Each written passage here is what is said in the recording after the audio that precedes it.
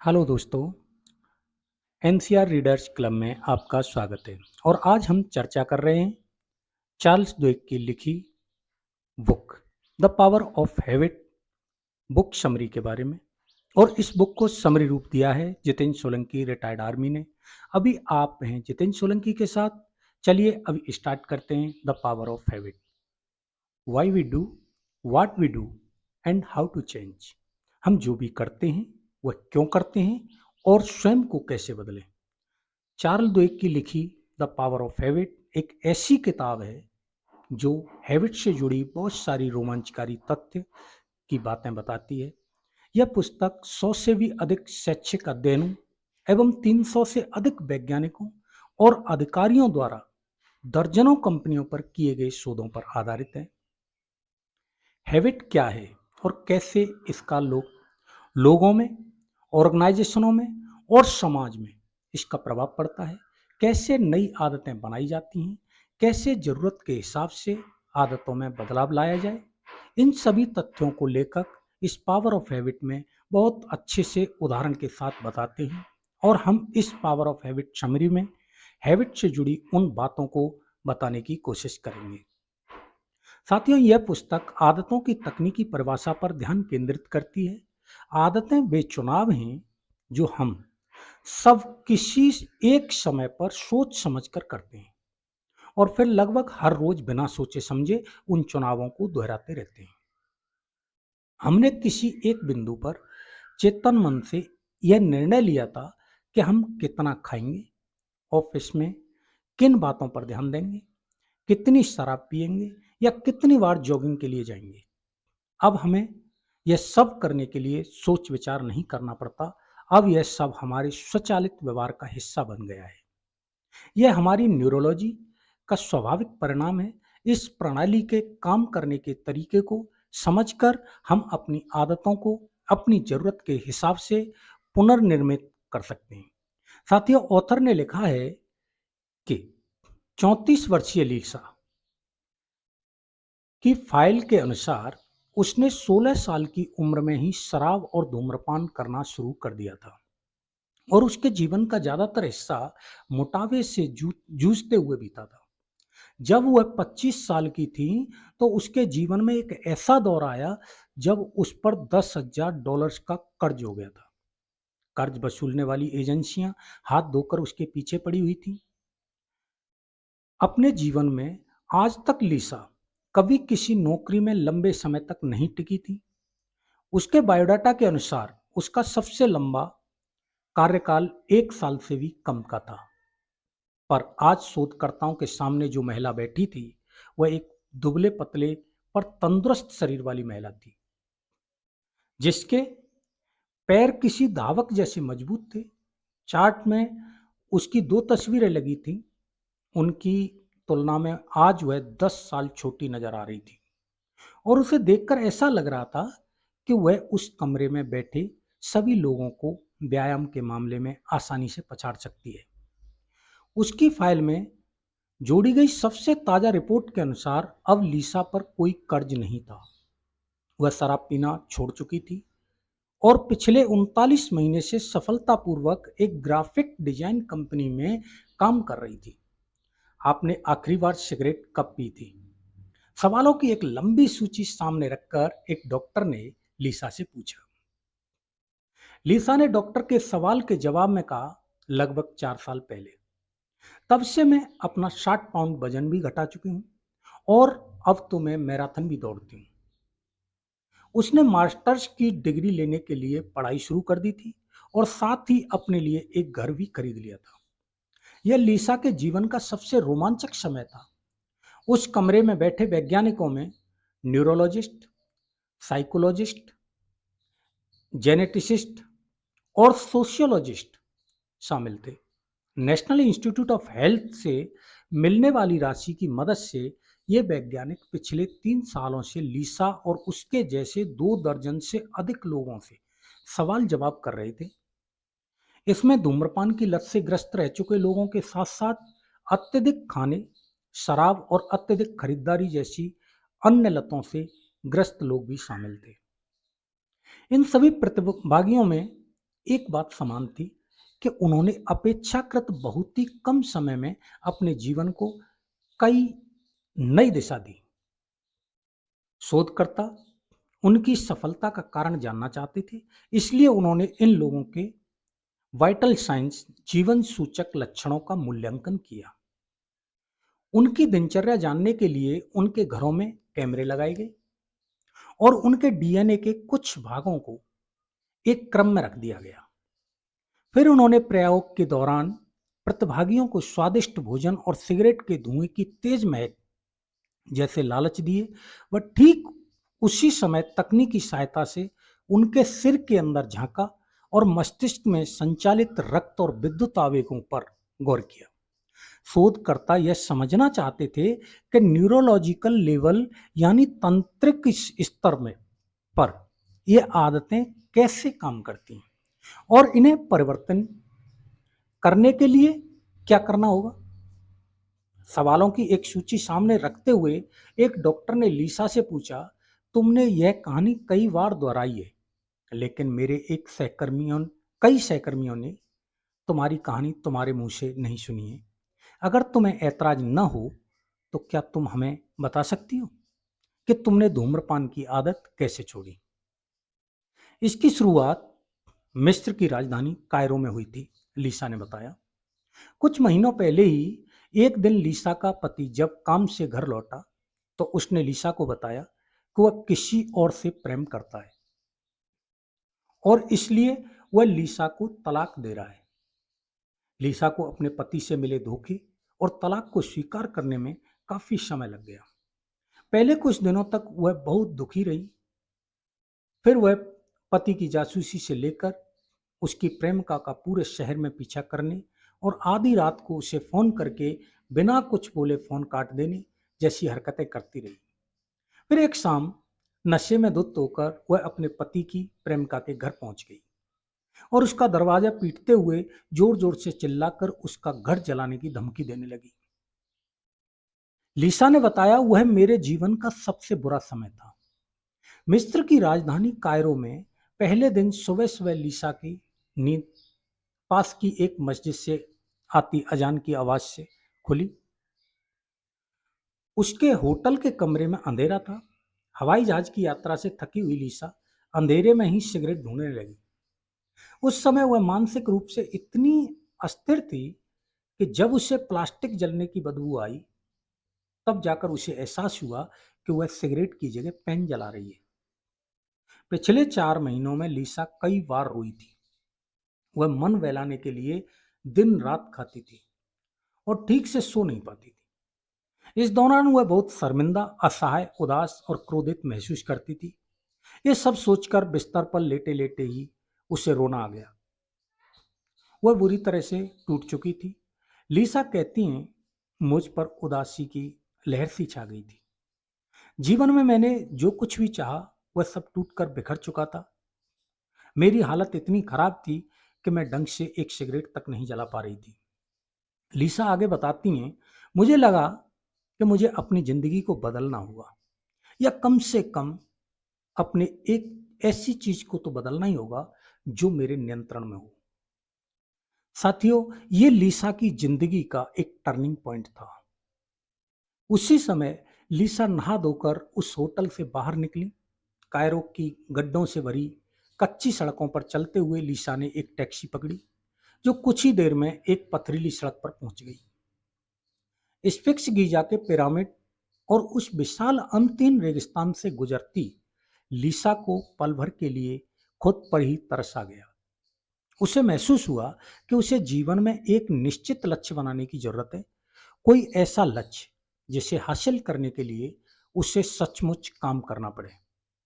लीसा ने निर्णय लिया कि वह एक बार फिर मिस्र वापस जाएगी और इस रेगिस्तान की पैदल यात्रा करेगी। लीसा जानती थी कि यह एक क्षणक भरा विचार था। उसका वजन बहुत ज्यादा और शरीर भारी भरकम था। उसका बैंक खाता भी खाली हो चुका था। उसे तो यह भी नहीं पता था कि जो रेगिस्तान उसकी आंखों के सामने है उसका नाम क्या है और उसकी पैदल यात्रा संभव भी है या नहीं। हालांकि लीसा के इस लिए इनमें से कोई भी बात महत्वपूर्ण नहीं थी, क्योंकि उसे तो बस कुछ ऐसा चाहिए था जिस पर वह अपना ध्यान केंद्रित कर सके। लिसा ने खुद को इसकी तैयारी करने के लिए 1 वर्ष का समय दिया। लिसा जानती थी कि इस कठिन अभियान को पूरा करने के लिए उसे त्याग करना होगा। सबसे महत्वपूर्ण बात कि उसे धूम्रपान छोड़ना होगा।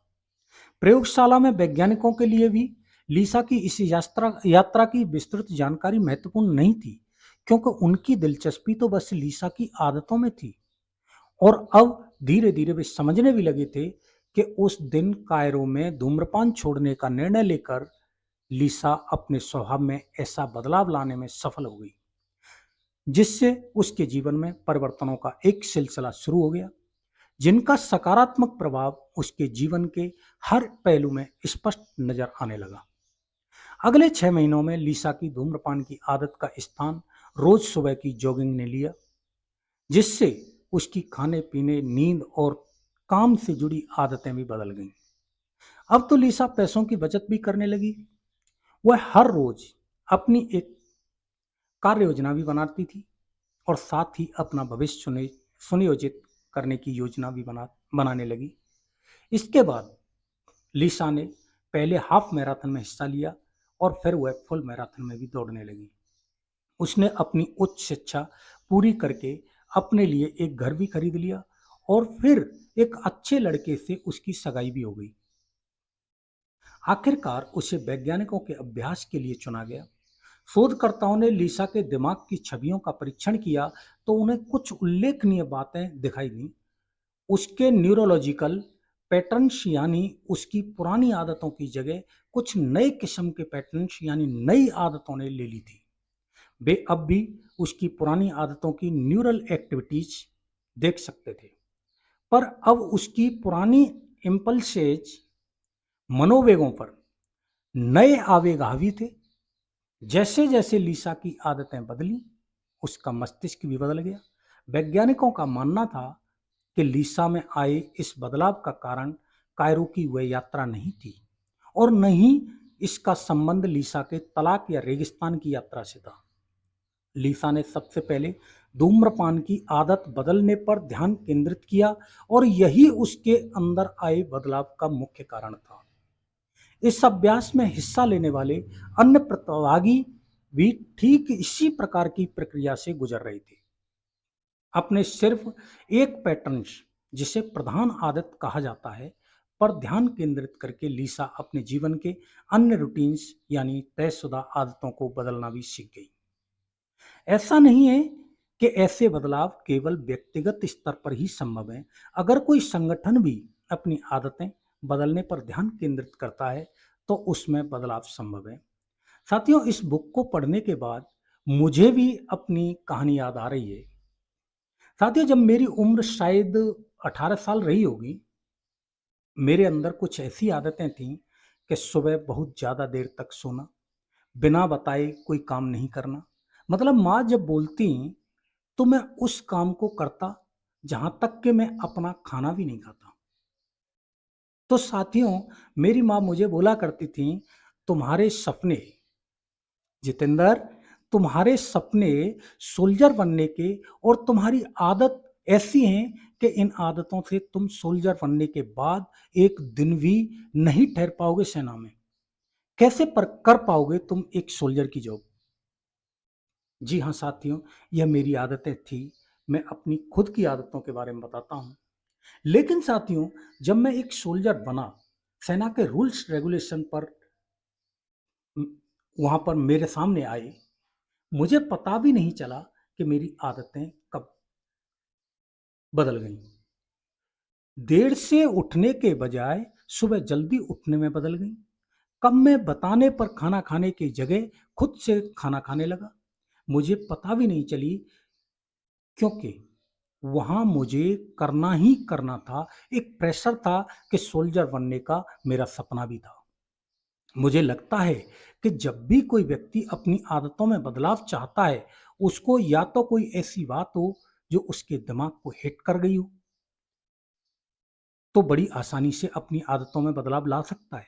या उसके ऊपर ऐसा कोई दबाव या प्रेशर हो कि जिसके चलते उसको अपनी आदतों में बदलाव लाना पड़ेगा, मतलब लाना पड़ेगा, या फिर उसकी ज़िंदगी में एक ऐसा सपना हो कि उसको किसी भी हालत में उसको पूरा करना हो।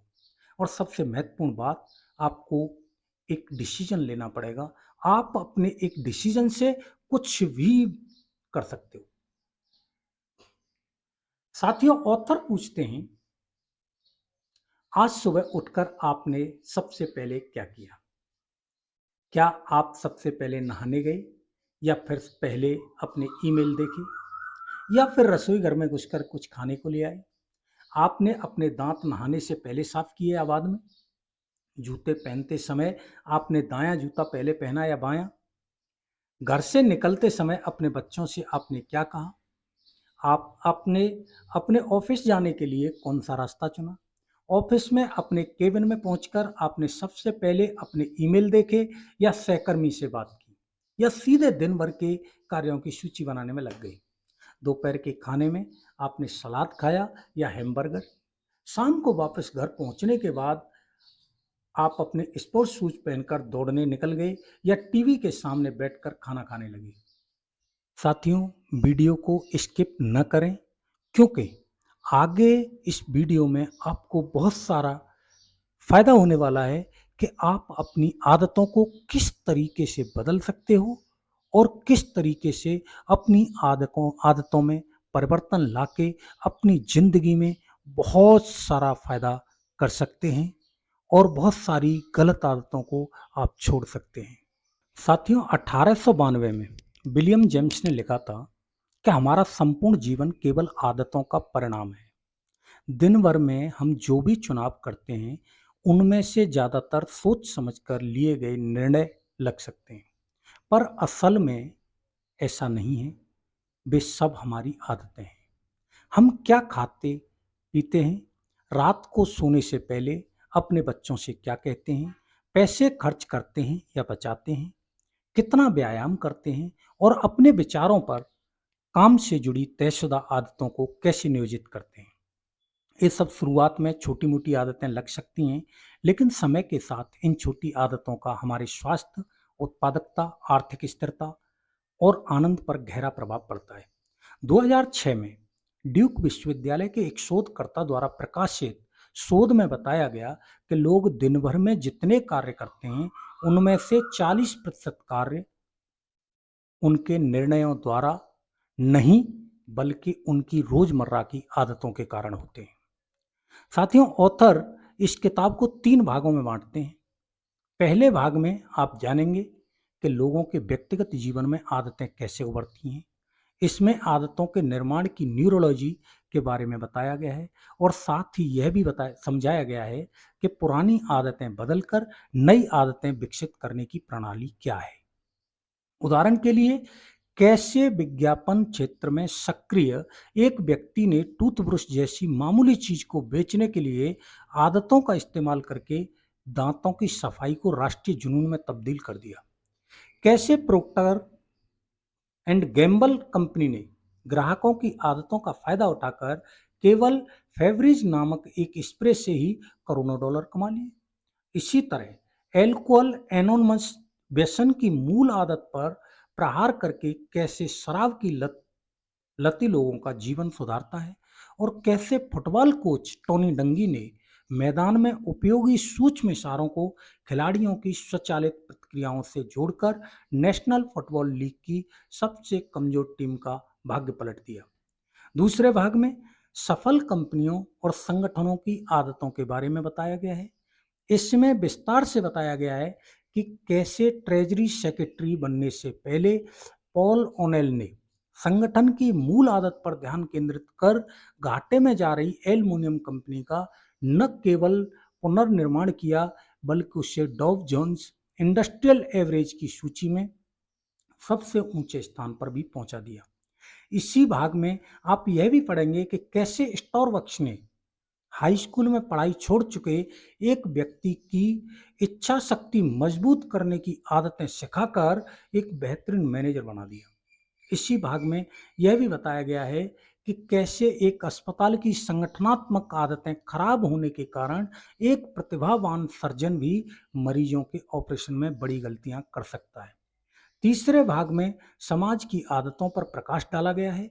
इसमें बताया गया है कि अमेरिका के अल्बामा राज्य के मोंटगोमेरी के समाज की अंतर्निहित आदतों में बदलाव लाकर कैसे मार्टिन लूथर किंग जूनियर और नागरिक आंदोलन को सफलता हासिल हुई, और इसकी पद्धति का उपयोग करके एक युवा पादरी रिक वॉरेन ने कैसे सैडलबैक घाटी में देश का सबसे बड़ा चर्च बना दिया। अंत में कुछ पेचीदा नैतिक प्रश्नों पर भी चर्चा हुई, जैसे कि अगर ब्रिटेन का कोई हत्यारा ठोस तर्क देकर यह विश्वास दिला दे कि उसकी आदतों के कारण ही उससे हत्या हुई है, तो क्या उसे रिहा कर देना चाहिए। हर अध्याय इसी विषय के इर्द गिर्द घूमता है कि अगर हम यह जान लें कि आदतें कैसे काम करती हैं, तो आदतों को बदला जा सकता है। साथियों, the power of habit book का चैप्टर 1, आदतों का फंदा। आदतें कैसे विकसित होती हैं। हम इंसान रोजमर्रा के कई काम ऑटोमेटिक करते हैं, जैसे ब्रश करना, नहाना, नाश्ता करते करते टीवी देखना या न्यूज़पेपर पढ़ना। कुछ काम इतने ऑटोमेटिक होते हैं कि जाने अनजाने में हम उस काम को रोज दोहराते हैं, और ऐसे लगातार काम को आदतें कही जाती हैं। काम करने के क्रम को एक ऑटोमेटिक रूटीन में बदलने की प्रक्रिया को चंकिंग कहा जाता है। ये सभी प्रकार की आदतों का आधार है। आदतें हमारे दिमाग की एनर्जी बचाने और सभी कामों को कुशलतापूर्वक करने में मदद करती हैं। पहले पहले कोई भी मुश्किल काम करने में ज़्यादा मेहनत और ज़्यादा दिमाग भी खर्च होता है। शुरू-शुरू में हमें ज़्यादा ध्यान लगाना पड़ता है और ज़्यादा मेहनत भी करनी पड़ती है। पर जैसे-जैसे हम उस काम को दोहराते हैं, तब हमें उस काम की आदत पड़ जाती है, और कम मेहनत और ध्यान लगा के भी वो काम किया जा सकता है। एक रिसर्च से यह पता चला कि ज़्यादातर हमारे दिन भर के काम में से 40% हम अपनी आदतों के हिसाब से करते हैं। आदतें बनती कैसे हैं? किसी भी प्रकार के हैबिट को 3 भागों में बाँटा जा सकता है। नंबर 1, क्यू मतलब इशारा, रूटीन नियमित क्रिया, रिवार्ड इनाम। क्यू या इशारा वो होता है जो किसी आदत की याद दिलाता है। जैसे कि अलार्म बजता है, आप झट से जाग जाते हैं। आपका दिमाग आपको अलर्ट कर देता है। अलार्म बजना और आपका जगना इशारा हुआ। इशारा मिलते ही आप जो काम को करते हो उसे रूटीन कहा जाता है। जैसे कि आप अलार्म बंद करके बिस्तर से उठ जाते हो और बाथरूम की ओर चले जाते हो और ब्रश करने लगते हो। यह आपका नियमित क्रिया या रूटीन हुआ। बाथरूम में ब्रश करना और उसके बाद जो फ्रेश आप महसूस किए, वो आपका रिवार्ड हुआ। तो काम करने के बाद जो फीलिंग आती है उसे रिवार्ड कहा जाता है। कोई भी आदत, इशारा,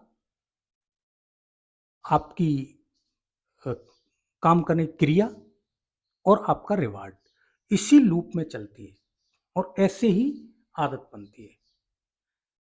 चैप्टर 2, मस्तिष्क की इच्छा, नई आदतें कैसे विकसित करें। हम कोई भी काम या आदत तभी करते हैं जब हमें उस काम के लिए क्रेविंग या इच्छा होती है। आदतें इशारे और इनाम के लूप से चलती हैं, और इच्छा से ही आदतों के फंदे का निर्माण होता है। बड़ी-बड़ी कंपनियां अपना प्रोडक्ट बेचने में तभी सफल हो पाती हैं जब वो लोगों के अंदर उस प्रोडक्ट को इस्तेमाल करने की इच्छा को जगा देती हैं। उस इच्छा को किसी इशारे और मिलने वाले इनाम से जोड़ देते हैं, तब जाके लोगों को उस चीज की आदत लग जाती है।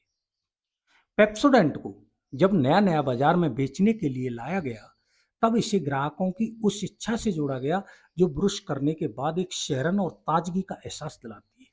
अगर लोग ब्रश करना भूल जाएं, तब उन्हें उस सेहरन की याद आती है और उसे पाने के लिए लोग रोजाना ब्रश करने लगे। जिससे उनके दांत स्वस्थ भी रहने लगे और पेप्सोडेंट कंपनी पूरे विश्व में बड़ी कंपनी भी बन गई। आदत इच्छा से बनती है, इसलिए इच्छा पैदा। नई आदतें कैसे बनाएं? अगर आप किसी आदत को बनाना चाहते हैं तो उसे एक इच्छा से जोड़ दीजिए। आपको वो आदत क्यों बनाना है, उसे क्यों पाना चाहते हैं, उस बात को क्लियर करें, तभी आप उस नई आदत की शुरुआत कर पाएंगे। उदाहरण के लिए, आप रोज वॉकिंग आदत डालना चाहते हैं, तो इसके पीछे की इच्छा क्या है? क्योंकि इससे आप फ्रेश महसूस करना चाहते हैं और आप हेल्दी रहना चाहते हैं। और इसके साथ उस आदत के लिए ऐसे क्यों रखें जो सिंपल, साफ और सीधा हो। जैसे कि सुबह उठकर शूज पहना और वॉकिंग के लिए निकल जाना। तो इशारा आपका सुबह का टाइम और सामने रखी जूते हो सकते हैं। सुबह का टाइम या सामने रखे हुए जूते आपका इशारा हो सकते हैं। इसके साथ ऐसे रिवार्ड रखें जो बिल्कुल क्लियर हों और उस रिवार्ड को आप सच में पाना चाहते हो। उदाहरण, वॉकिंग से आते ही आपका फेवरेट स्मूथी बना के पीना या कोई फेवरेट गेम खेलना। साथियों, चैप्टर 3, आदत परिवर्तन का सुनहरा नियम। परिवर्तन क्यों होता है? किसी आदत को पूरी तरह से छोड़ा नहीं जा सकता। खासकर किसी बुरी आदत को छोड़ना मुश्किल होता है। पर अच्छी खबर यह है कि किसी भी बुरी आदत को एक अच्छी आदत से बदला जा सकता है। आदत बदलने का सुनहरा नियम यह है कि इशारा और रिवार्ड को समान रखते हुए बस रूटीन को बदल दें। उदाहरण, कई लोग जब तनाव में होते हैं तब वो सिगरेट या शराब पीने लगते हैं, क्योंकि सिगरेट या शराब के बाद मिलने वाली रिलैक्सेशन ही उनका रिवार्ड होता है।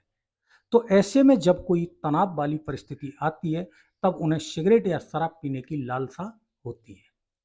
तो इस लत को छुड़ाने के लिए रिसर्चर्स ने उन लोगों को ऐसी एक्टिविटीज करने के लिए कहा जिससे उन्हें सेम तरह की रिलैक्सेशन महसूस हो। और वो एक्टिविटी थी मेडिटेशन या पुशअप करना या फिर किसी ऐसे व्यक्ति से बात करना जिससे उन्हें अच्छा लगे। ऐसे कई रिसर्च में लोगों की बुरी आदतों को अच्छी आदतों से बदला गया है और लोग एक बेहतर जिंदगी जीने में सफल हुए हैं। तो अगर आप कोई आदत को छोड़ना चाहते हैं तो उस आदत के इशारे को पहले समझें कि कब उस आदत की लालसा होती है और इस आदत को दोहराने के बाद कैसा महसूस होता है। तब इस इशारे और इनाम को समान रखते हुए आप अपनी नियमित क्रिया को बदल दें। यानी कुछ ऐसे काम को करें जिससे आपको समान रिवार्ड मिलता है। इससे फिर आपको उस बुरी आदत से छुटकारा मिल जाएगा। चैप्टर 4, मूल आदतें या पॉल और नेल की यशोगाथा। कौन सी आदतें सर्वाधिक महत्व रखती हैं? सभी आदतें एक जैसी नहीं होती। कुछ आदतें दूसरी आदतों के मुकाबले ज़्यादा इम्पोर्टेंट होती हैं। जैसे मूल आदतें या की स्टोन हैबिट। कहा जाता है, अगर मूल आदतों में काबू पाया जा सके या बदलाव लाया जाए तो ये बाकी आदतों में भी अच्छे बदलाव लाते हैं। सन 1927 में पॉल ओनेल अमेरिका के एक एल्युमिनियम कंपनी एल्कोया के सीईओ बने। तब कंपनी के निवेशकों को उन पर संदेह हुआ। एक मीटिंग के दौरान पॉल ने कहा वो कंपनी के मुनाफे को बढ़ाने के बजाय वर्क प्लेस सेफ्टी को अपनी पहली प्रायोरिटी बनाएंगे। तब निवेशकों को ऐसा लगा कि पॉल बची कुची कंपनी को भी बर्बाद कर देंगे। पर पॉल इस बात को जानते थे कि किसी भी कंपनी को बदलने के लिए सबसे पहले उसकी आदतों को बदलना होगा। जब वो वर्कर्स की सेफ्टी को प्रायोरिटी देना शुरू किए, तब कंपनी के मैनेजर्स और कंपनी कर्मचारी इस बात पर सुचारू रूप से किए कि कैसे मैन्युफैक्चरिंग प्रोसेस और ज़्यादा सेफ और इफ़िशिएंट बनाई जाए और कैसे उसकी सुरक्षा और ज़्यादा बेहतर की जा सकती है। इसका रिजल्ट ये हुआ कि कंपनी की मैन्युफैक्चरिंग प्रोसेस पहले से बहुत बेहतर हो गई, कर्मचारियों का आपसी तालमेल बहुत बेहतर हो गया और कंपनी एक प्रॉफिटेबल कंपनी बन गई। निवेशकों के संदेह के बावजूद पॉल को अपने बदलाव से सफलता मिली। सन 2000 में जब पॉल कंपनी से रिटायर हुए तब कंपनी की आमदनी 5 गुना ज्यादा बढ़ गई थी। कीस्टोन हैबिट किसी भी व्यक्ति के जीवन में सकारात्मक बदलाव ला सकती है। कई डॉक्टर्स को परेशानी होती है जब वो अपने मरीजों में मोटापे को ठीक करने की कोशिश करते हैं, क्योंकि मरीज स्ट्रिक्ट रूटीन और डाइट को लंबे समय तक फॉलो नहीं कर पाता और अपनी पुरानी आदत में वापस आ जाता है। तब डॉक्टर ने उन मरीजों को सिर्फ एक टास्क देना शुरू किया और वो था अपने पूरे दिनचर्या और खान पान को नोटबुक में लिखें। जिससे परिणाम ये हुआ कि मरीज अपने खान पान का ध्यान रखने लगे और हल्की फुल्की एक्सरसाइज भी करने लगे, जिससे फिर ये उनकी आदत बन गई और अन्य कई एक्टिविटी में बदलाव लानी शुरू हो गई, जिससे फिर उनका मोटापा दूर होने लग गया। चैप्टर 5, स्टारबक्स और सफलता की आदत। जब इच्छा शक्ति आदत बन जाए, इच्छा शक्ति या विल पावर एक कीस्टोन हैबिट है जिसे विकसित करके लाइफ के दूसरे क्षेत्र में लगाकर अद्भुत सफलता पाई जा सकती है। विल पावर ऐसी चीज है जिसे सीखा और सिखाया जा सकता है। विल पावर को एक मस्कल की तरह समझें। जैसे एक्सरसाइज से मस्कल मजबूत हो सकता है, वैसे ही विल पावर लगातार प्रैक्टिस से एक मजबूत स्किल में बदली जा सकती है। तो आपकी हैबिट बनकर आपके साथ रहेगी। इसके बिहेवियर को पहचान कर और वक्त रहते एक्शन लेकर इच्छा शक्ति को बढ़ाया जा सकता है। जब आप कोई डिसीजन लेते हैं और उसे फॉलो करते हैं तो ये आपका विल पावर को बढ़ाता है। विल पावर की आदत किसी ऑर्गेनाइजेशन पर भी असर डालता है। जब किसी वर्क प्लेस में कर्मचारी को फुल कंट्रोल मिलती है, यानी काम करने की पूरी छूट, डिसीजन लेने का पूरा अधिकार मिलता है, तब वो लोग अपनी पूरी काबिलियत और जोश के साथ काम करना शुरू कर देते हैं, जिससे फिर कंपनी की प्रोडक्टिविटी बढ़ती है। स्टारबक्स की एक ऐसी सफल कंपनी है जो अपने कर्मचारियों में विल पावर को मजबूत करने के लिए बेहतरीन ट्रेनिंग देती है।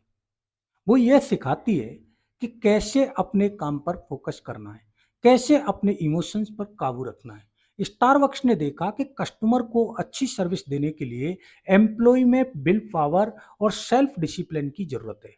इसीलिए स्टारबक्स लाखों डॉलर खर्च करके एम्प्लॉय को ट्रेनिंग देती है और उन्हें नई और अच्छी आदत अपनाने में मदद करती है। और यही ट्रेनिंग ही स्टारबक्स की सफलता का सीक्रेट में से एक है।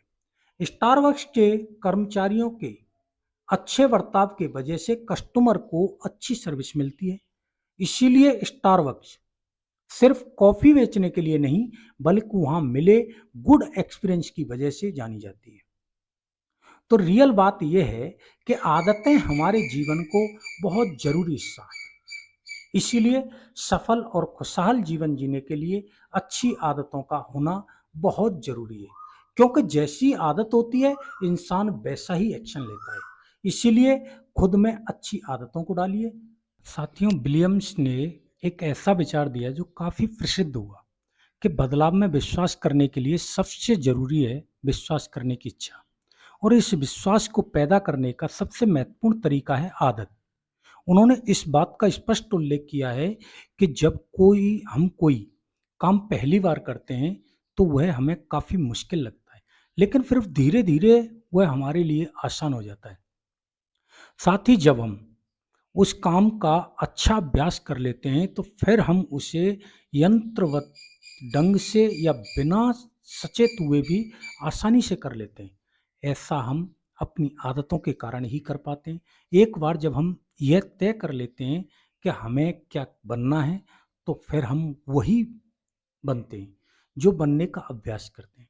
ठीक वैसे ही जैसे किसी कागज या कोट को जिस प्रकार एक बार मोड़ दिया जाता है, वह हमेशा उसी तरह मुड़ने लगता है। अगर आप इस बात पर विश्वास करते हैं कि आप स्वयं को बदल सकते हैं, तो आप इसे अपनी आदत बना लेते हैं और फिर बदलाव संभव हो जाता है। आदतों की असली शक्ति यह समझ प्राप्त करना है कि आपकी आदतें आपका अपना चुनाव होती हैं। एक बार जब आप चुनाव कर लेते हैं और फिर जब यह चुनाव स्वचालित हो जाता है, तो यह न सिर्फ संभव हो जाता है बल्कि आवश्यक भी लगने लगता है। विलियम्स लिखते हैं कि यही वह चीज़ है जो हमें हमारी नियति की ओर ले जाती है। भले ही वह नियति कुछ भी हो, हम स्वयं को और अपने चारों ओर के वातावरण को आदतन जिस तरह देखते हैं, उसी से हमारा संसार बनता है। लेखक डेविड फास्टर वॉलेस ने सन 2005 में स्नातक की एक कक्षा में छात्रों को बताया, दो युवा मछलियां तैरती हुई चली जा रही थी। तभी उनकी नज़र सामने से तैरती चली आ रही एक बुजुर्ग मछली पर पड़ी। उसने उन युवा मछलियों के पास से गुजरते हुए कहा, नमस्कार बच्चों, पानी के क्या हाल हैं? वे दोनों युवा मछलियां बिना रुके तैरती रहीं और फिर उनमें से एक ने दूसरी मछली की ओर देखकर हैरानी से पूछा, ये पानी क्या बला है? यहाँ पानी कुछ और नहीं बल्कि एक आदत है। बिना सोच विचार के यूं ही किया गया चुनाव है और वे छोटे मोटे अदृश्य निर्णय हैं जो हम हर रोज लेते हैं।